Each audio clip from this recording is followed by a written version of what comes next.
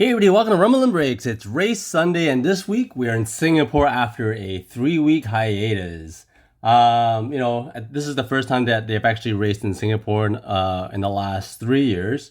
Just a quick recap of the last 3 weeks. We've had the signings of Guan Yu Zhou to Alfa Romeo, and AlphaTauri re-signed Yuki Tsunoda. And word is that we think that Latifi is out, the GOAT. We'll talk about him a little bit more after. And, the rumblings of the rumor mill is that this man's probably going to go to AlphaTauri, meaning that Pierre Gasly will be, most likely signing with Alpine. What do you think? I know there's definitely been some bad blood with Ocon and Gasly. So, I think in the next seasons of Drive to Survive, it's going to be some interesting content. All right, so this week's race, it was very wet. It was delayed by an hour and it's in a little bit, and it ended up being a little strange of a race because. And we'll talk about who actually won the race first. So in third place, we actually had the smooth operator himself, Carlos Sainz. In second place, we had Charles Leclerc. And in first place, the ever-deserving Sergio Perez as the winner. There's been some discussion as to whether he was actually going to win in this race or not, because there was there was rumblings about whether he was going to get some penalties, and I think Ferrari was pushing for at least 2 penalties that would have cost him 10 seconds. They were trying to, I think Charles Leclerc was trying to actually catch up and come within the 5-10 second penalty range. What are your thoughts?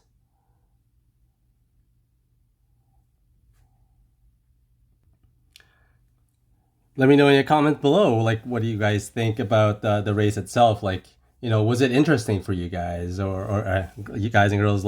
Was it I don't know. I thought that the first part of the race was kind of meh, it's kind of boring, but sort of after one after the other getting knocked out, Latifi knocking out Guan Yu Zhou, it just seems like he just drove right into the wall. It was he didn't check his mirrors at all. Kind of not very good at driving in there, and you can see why he's probably gonna lose his seat next season.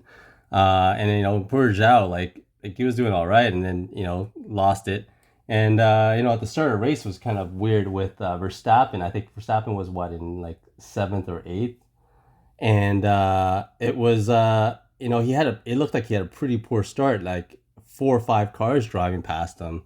And yeah, it was a really strange race because I think we ended up losing 6 drivers at the end of all of it. So it was 6 drivers. Yeah, 6 drivers. I think George Russell actually brought up the rear there. I think he tried to do his own thing with the wheels. I think he was the first person to actually put on the slicks. Out of the gate, you saw him do a little bit of a fishtail right out of the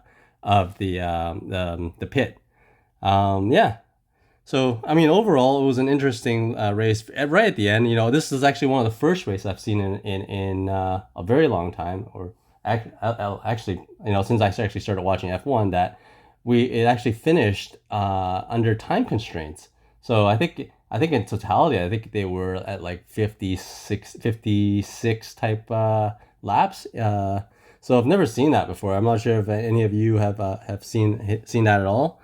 But it was interesting. It was I thought that at the end of it was just going to be a hard stop. The minute that the clock ran down to 0, that was it. But I think they all got an extra lap. I guess if there was some sort of tightness in placement, that you actually had the opportunity to catch up.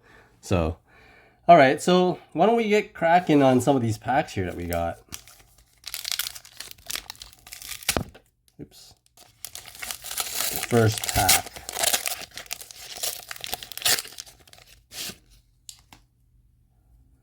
Now look at this dynamic duo. They did not bad this week.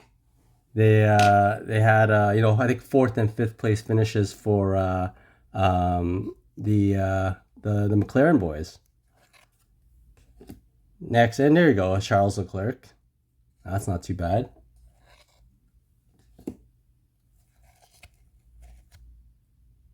Marcus Armstrong. There was definitely no F2 races this week. Sebastian Vettel. He had Aston Martin actually had a pretty good race this week too, with I think he finished in like 9th.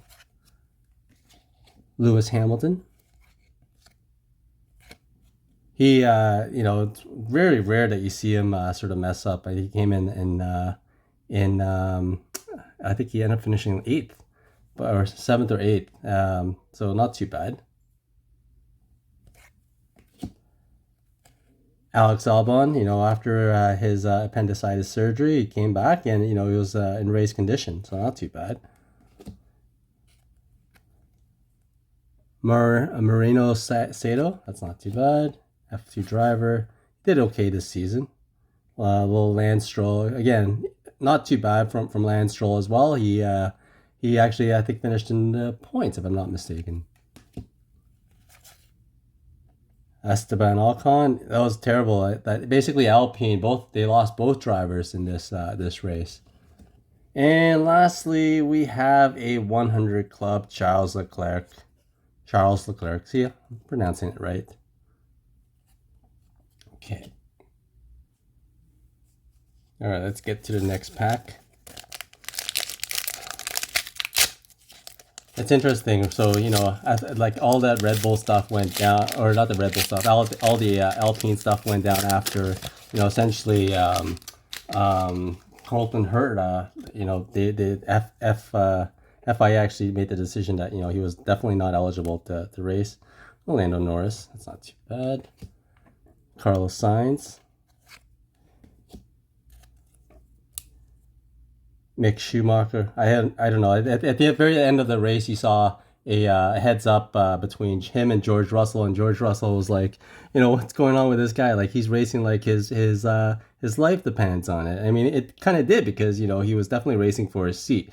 He's currently not signed by Haas, so not sure what's going on there, whether he's actually going to retain his seat or not.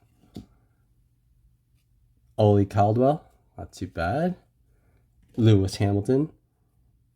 I actually got instructions to how to play this game. So, I think at some point we'll open up the instruction package and see what to actually learn how to play this game. Alonso, again, poor Alonso. I can't believe his car just died and he got knocked out as a result. Max Verstappen, Yuki Tsunoda. Oh, I can't believe he just crashed right into the wall, like no unprovoked crash into the wall. And lastly, Lance Stroll. Oh, that's not it. Well, lastly, it's Mick Schumacher again. Thought that was a number, but it's not. So not too bad. Third pack.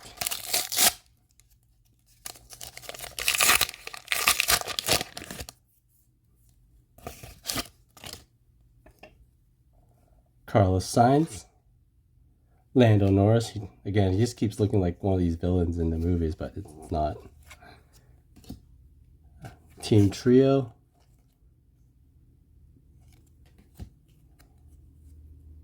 Lewis Hamilton. Esteban Ocon. Sergio Perez, the race winner. Franz Tost. Team principal for AlphaTauri. Bottas.